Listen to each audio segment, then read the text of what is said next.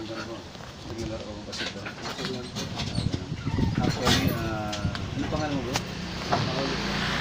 Brother Paolo, alam mo bang ang araw na ito ay binigyan ng Diyos para pagpapalain ka?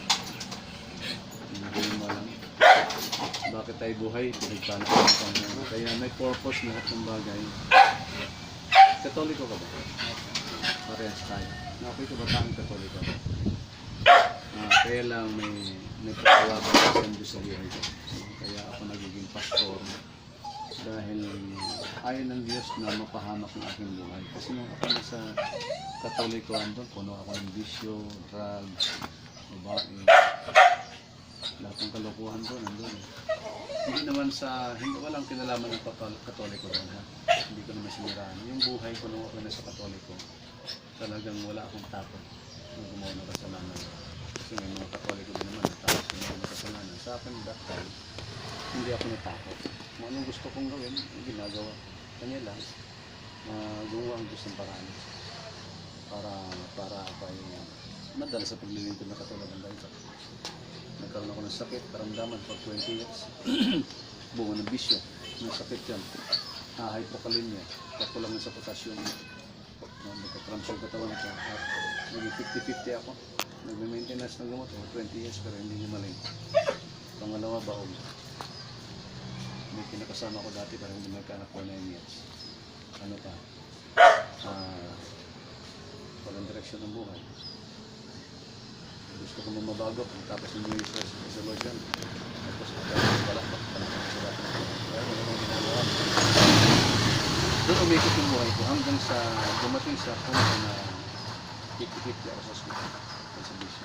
Sabi ko, Lord, bigyan mo pa ako ng isang chance mo buhay. Ayoko pa mamatay kasi alam ko lasinggero ka kapag namatay ka saan ka pupunta.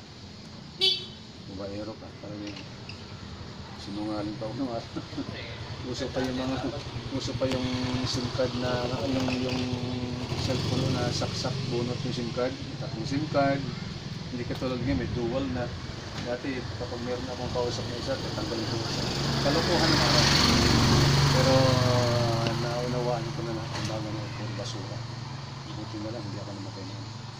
Kasi ang sabi ng Biblia, ang kabayaran ng kasalanan ng kamatayan, yun ang nagkakalit ng Diyos, ay buhay na walang hanggan. Kapag pinapatili ka sa mo gusto, langit ba, impyerno? Siyempre, di ba?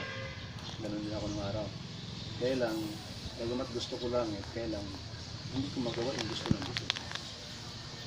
Nang nagagawa ko yung gusto ko na hindi pang langit. Alam mo yun? Di ba? Tama ba?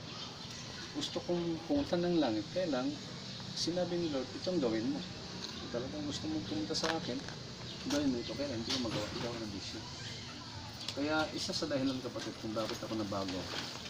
Dahil nakialam na ang Diyos sa buhay ko. Tigas ng puso ko ng araw. Nagkaroon ng sakit karamdaman, 50-50. Kaya ako'y nangako, sabi ko, Lord, umaling na ako. Makalabas na ako ng hospital na buhay. Mapagamit ko yung buhay ko siya. Pinabukasan nakalabas ako. Hindi lang lumabas. From then, yung 20 years na maintenance ng gamot, alis na, wala lang. 20 years araw-araw ako nag-maintenance ng gamot. Pang high blood, ano, tawag niyan, pang muscle. Ay, tawag niyan hindi, yung nagka-cramps kasi. Nagka-cramps yun yung ano, inaayon yung 160. Tapos meron pang isa, kakulangan sa potassium. Tatlong gamot ang ininom ko araw-araw for 20 years. Hindi gamot. Kasi araw-araw ininom mo, di ba? Ang alam kong gamot, pagka ininom mo, magaling ka na.